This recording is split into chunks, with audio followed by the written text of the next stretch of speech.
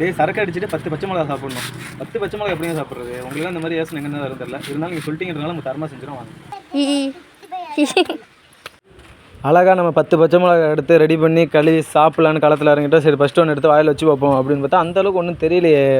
சரி சாப்பிட்லாமே ஜம்முன்னு தான் இருக்கும் போல் இருக்கு. எடுத்து 2 அடிப்போன்னு முடிவு பண்ணி 2 அடித்தேன் பாருங்கள். அப்போ தான் தெரியும் நெஞ்செலாம் அடைச்சி எல்லாமே அடைக்க ஆரம்பிச்சிட்டு. 2வது சரக்கு அடிச்சுட்டு நீங்கள் 10 பச்சை மிளகா சாப்பிட சொன்னீங்க. நம்ம சரக்கே அடிக்காமல் சாப்பிட்ருக்கோம். இதுக்காச்சும் நீங்கள் நம்ம ஐடியா ஃபாலோ பண்ணியே ஆகணும். முடியல இன்னும் 5 பச்சை மிளகா இருக்கு. முடியல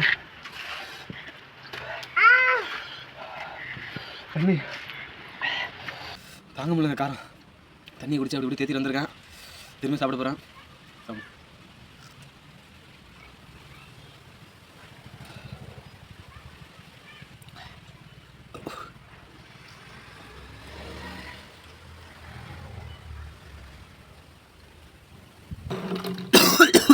சரி 5 தானே சாப்பிட்டோம். பேலன்ஸ் 5 இருக்கே சாப்பிடுன்னு தான். அதில் 1 சாப்பிட்டதுக்கப்புறம் தெரிஞ்சுவிட்டு ஜோலி முடிஞ்சுன்னு. இன்னும் நான் 4 பாக்கி சாப்பிட வேண்டியது இருக்குது. உங்களுக்காக கூட சைடில் அதையும் சாப்பிட்டு காமிக்கிறேன். ஓகே